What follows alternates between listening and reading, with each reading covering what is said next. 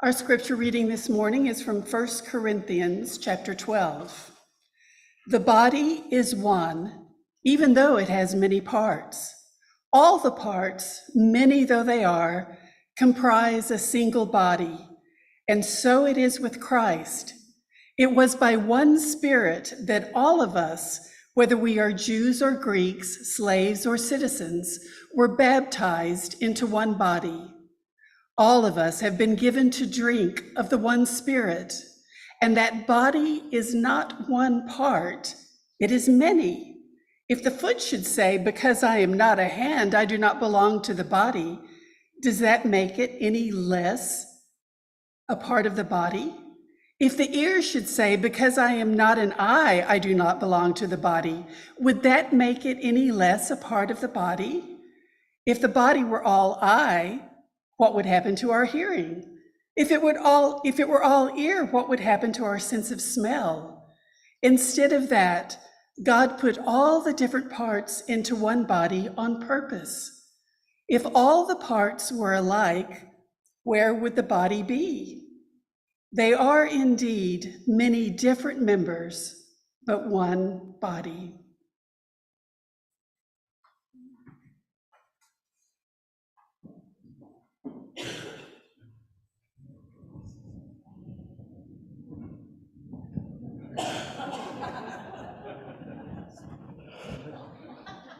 Should be interesting, right?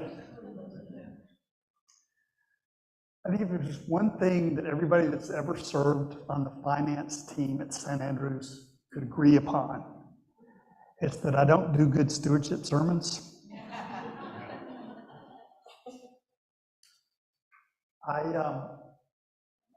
can't help but put myself in the place of somebody whose life has fallen apart, somebody who doesn't really have anything to offer at that particular time of trauma. And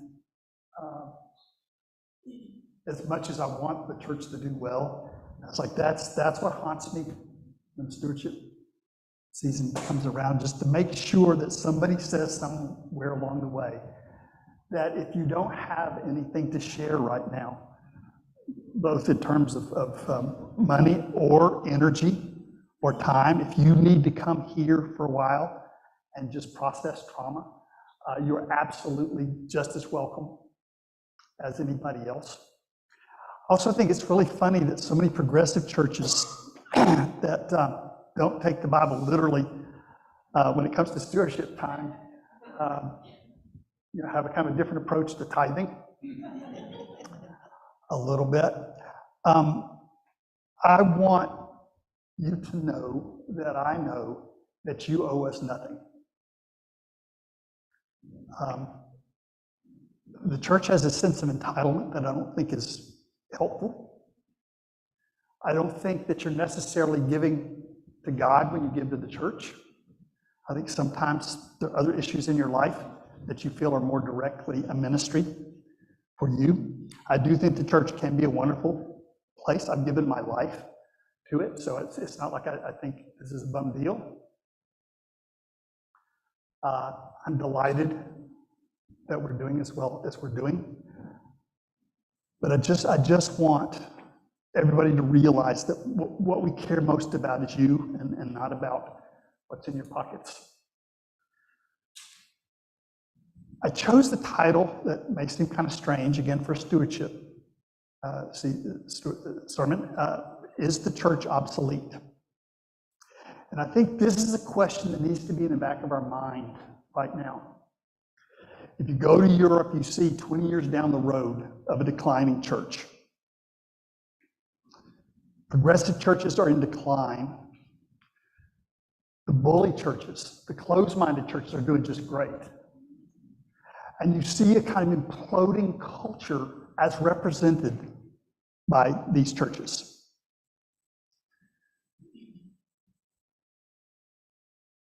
I remember when I was just starting to get in trouble with the denomination, a long time ago. And I'm driving around and I realized how important it is that this community not become a traditional church. The world doesn't need another one of those, where you just hear the pre-rehearsed answers to things. Jesus wasn't killed because he was a traditionalist. He was killed because he was considered a dangerous radical. And that's the love I want to get back to. A love that's dangerous because it grows into justice. And I just, in my mind, I just felt a really calling that this community could be really different. It could be very important. Plus, I'd be really hard to fire while we didn't have a building. As long as we're in the temporary site, I realized how important it was to leverage our situation so that this church based itself on the gospel. Radical, universal love for all of humankind.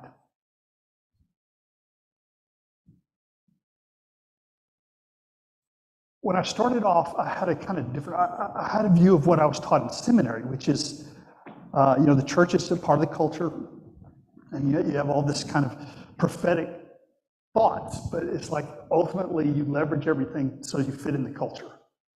Nobody said that, but that's kind of what I was taught.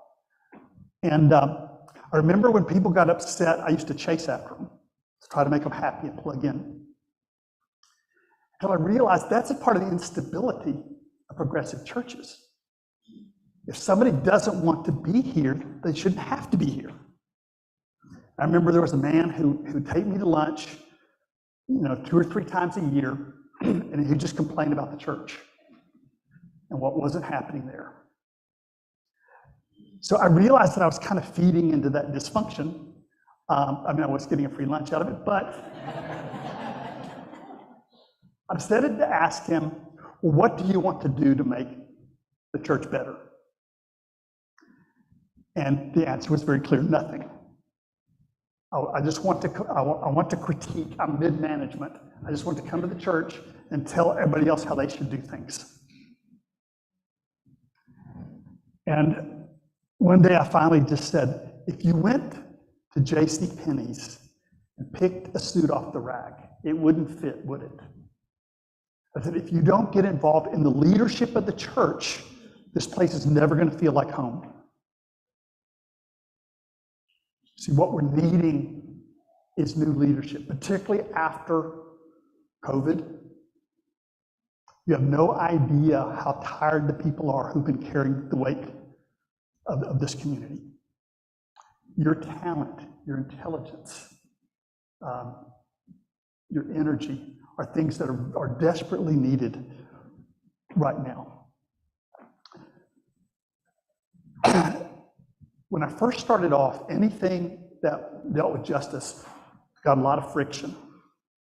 But then one day we had a split, where we had several splits, lost a lot of people. And it was almost like there was tunnel vision then about social justice. We were a church that focused on mission and social justice, and everything else languished. So I was accidentally watching, is it Gene Simmons? No, that's kids. It's Richard Simmons. Richard Simmons, that's it. Richard Simmons, the guy in little shorts. I was watching Richard Simmons. It was on in the background. And he was doing a dial-a-mail thing. And I thought, okay, what is the daily requirements for spiritual community? What would balance look like? So anyway, kind of out of desperation, I thought of the word agape, which means love. And I did the best I could do to do like the little kind of acrostic thing. So the A was artist, G was guardian. You don't have to, I'll be talking to artists first. Thank you, though. Ambassador, pastor. Those are ways of thinking about the different parts of the life of a church. I started with artist because agape starts with A. But also, I think that's really the heart of religion. The sense of awe the sense of gratitude, that gladness of being alive, things that call us to a sense of life. I really think that's the heart of religion. We can forget that in all the busyness and the work and trying to do things, but that sense of being glad to be alive and wanting to share that with another person. Have you ever seen something really beautiful, but you were alone? And there was this just kind of throbbing loneliness that you wanted to share that beauty with someone else? I think that's a part of our human nature. So to have a community that embraces art, I think is the very first gift that a spiritual community could give. I remember in my church, it was almost like zombies sometimes, where we would do these rituals. I would say, what does a ritual mean? And people just kind of shrug it. Mean? You know, we do it because our parents did it.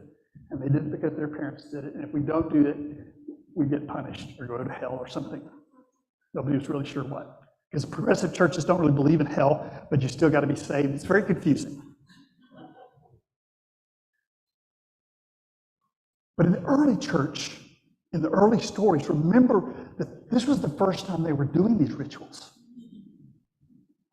Think about the first baptism that ever took place and the reverence at either a new life or a new direction somebody's taking, and a whole community stopping to celebrate that. Think about the gift of sharing life as art. I think that's square number one of a church, that we stop just to appreciate being alive and to share that gratitude. I believe the heart of what Jesus taught was this radical universal love. And what makes art sacred is when it celebrates radical universal love. There are lots of beautiful things in the world, lots of secular art, but what makes art sacred is it awakens us to our gratitude at being alive. It says yes to life. So that would be the first gift I would want our community to give to the future. In Asia, I think the church has a very limited spectrum of what is sacred art. So there are prayers and there's communion and baptism and stuff. But everything you do that's creative could have a sacramental nature to it. So I think sometimes when people do the gardening out here and they come together, there's a kind of sense of reverence and the sacred that's there. When people sing, there's a kind of a sense of celebrating the vibration of things. When we put the art down the hallway, it's not just being religious, it's celebrating the beauty of life. And I really think that's the first gift that a community should be able to share with other people. The second letter is guardian, and that's just the only G word I can think of. I was trying to think of what are the things that are necessary for a community to function. People attack organized religion, but think about a vacation where you didn't organize very well. It's not a lot of fun. You don't want a community to get lost in the organization, but there's something about knowing what day of the week to meet that's helpful. And this is probably my Achilles heel in the ministry, which is why I'm so bad at stewardship sermons. When the community decided it wanted to add on the wing that's just east of here, frankly, I wasn't that thrilled about it. I helped building this building, and that's the last real estate stuff I ever wanted to do. But the community decided to do it. Then COVID hit. I thought, okay, that's going to be interesting how you pay for something like that in the time of a pandemic. But we're feeding like 1,200 people a month that we couldn't do before. There's something about having a footprint that's stable. having a place that you gather that's adequate, having cold weather shelter for people. And the things online, and I do think that the local church is kind of an obsolete model, which is why I think like the traditional churches are passing away and the mega churches are taking the place. But the internet allows us to have a small local footprint and in a community from all over the world. I think that's a hybrid model that's going to be very helpful in the future. So the G is finances, administration, building, everything that gives us a vessel to serve the world and to find our art. That's the G. And then the A is ambassador, and that's what we do so well, I think. I love social justice. It's, in my heart of hearts. At the same time, that's not a full curriculum for a spiritual community. If all you have is social justice and mission, and somebody has to be Mahatma Gandhi to feel at home in your church, if you don't have training to get to that point, if you don't have a chance for people to heal, then you set up a very cold kind of stage. Justice has to grow out of our compassion. And one of the things that I realized about the social justice, I was so thrilled that the church was doing that. But we had people who only came to church for the social justice meetings, and they didn't know the rest of the community, they didn't care about the individuals involved. And see, our job is not to do the right thing. It's to grow community, a community of people who do the right thing, who want to do the right thing. Our job is to bring out the greatness in each other. So the social justice thing, the early church, that was very central. But they realized they were living out a new model of humankind. When it has that list, and I bring this up a lot, but in Christ is neither male nor female, Jew nor Greek, slave nor free. You saw that in the Corinthians passage. That means the early church saw humankind in a new way. It wasn't the women did this and men did that. In Christ, there's not male or female. That you're not stuck with the binary gender stuff. Now, isn't it unfortunate that so little of the church knows that? In Christ, there's neither slave nor free, class stuff. I mean, if Jesus was clear about anything, it's that you side with the poor and you dismantle systems of economic oppression. And that idea that in Christ there's neither Jew nor Gentile, that means that even religion itself should not separate us. That there's an organic nature that we have when we come together. And our differences are what make us strong. This nation used to believe that. The motto of this nation used to be E pluribus unum. Now it's in God we trust. Which is a meaningless statement because everybody means something different when they say the word God. So getting back to that idea that Paul is teaching, that we're one body, and our differences are what make us strong. It's another way to stay close to this radical universal love. Then the pastor stuff. I used to be a really good pastor a long time ago. I would spend all night if somebody was in the hospital.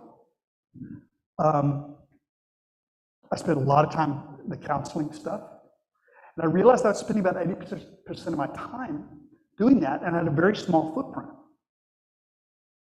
But there's only one of me. That's a problem. And what developed was this loving, nurturing spirit within the church where people took care of each other. Think how much better and bigger that is. So pastor doesn't mean staff, although obviously we're part of that. Can you imagine a church that has a parish nurse and a bulletin board where you can learn about all the different kind of health things? If we only focus on people outside who need help and we don't care for one another as a community, we will not have the power to reach as many people as we could. In the early church, what a lot of people said is how they love each other. As much as they would criticize for everything else in the church, people took care of each other. At a time of trauma, that is so important that we not leave that part out, the healing part out of the life of love. So my aspiration for this church in the decades ahead is that people will be trained in listening skills, will be trained in understanding the human condition, trained like experts to understand how to communicate, how to hear emotionally, kind of things. I think that also will take us closer to the kind of love that Jesus was teaching. And the final letter in the word is educator. And if you want to see how we're doing on this, go down and look at the children's wing and see the drop-off, all the new painting stuff that's over here, and how that is kind of second class. Kids see that. Kids know if they're second class. And in most churches, that's where they are.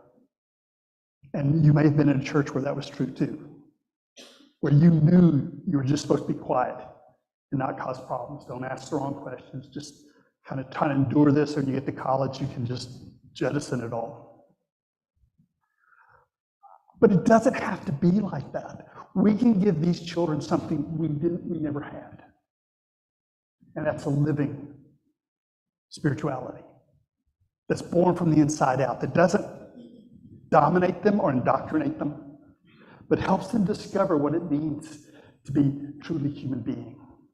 We betray children when we think our task is to teach them how to be Presbyterian. Give me a break. Or even to be a Christian. You can be a Christian in the nominal sense and be a bad human being. What the early church did was teach people how to love radically and universally, and that transformed who they are. Again, without education, there's no stepping stone to the higher levels of function. If people are not Mahatma Gandhi when they get here, then they're not going to be happy and learn. Education is what gives us DNA. Education is what makes sure what we're doing now has a future. Because what we do with and for the children is more enduring than anything we can do for the rest of us. They're not going to be here that long. So moving education to the same level as everything else is one of my passions for these coming years. I will admit I don't do a very good job on stewardship sermons. And I will admit that I think that the traditional church is obsolete. But that doesn't have to be the fate of spiritual communities. You know in your bones what the church needs to become. I may not have the specifics, but just your boredom in other places, hopefully, teaches you, informs you. What is the gift we need to be giving the world? We need your leadership more than anything else, I believe.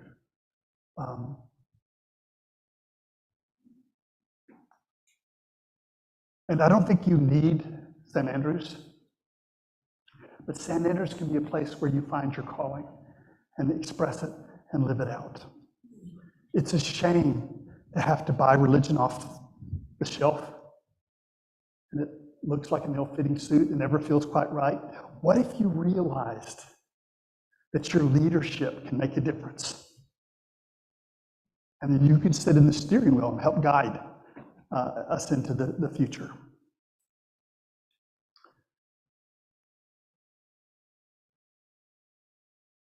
I'm uncomfortable asking you to give to St. Andrews.